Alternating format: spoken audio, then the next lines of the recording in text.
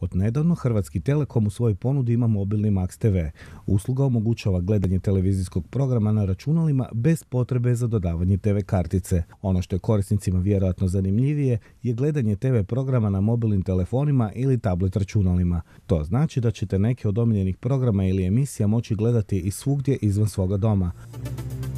U ponudi se trenutno nalazi 3 paketa, a uslugu mogu aktivirati korisnici koji su zapravo već korisnici Hrvatskog Telekoma ili će to postati.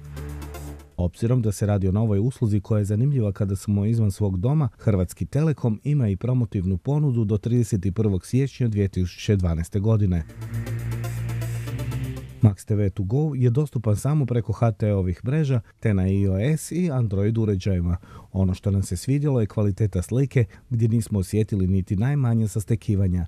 Bilo da smo koristili 3G, bilo Wi-Fi. Slika je oštra, boje su pune, a oduševilo nas je neprisustvo bilo kakvih trzaja. Također, drago nam je da Hrvatski Telekom uvodi nove tehnologije u svakodnevni život koje zapravo pametnim telefonima i ostalim uređajima dodaje novi vjetar u leđa.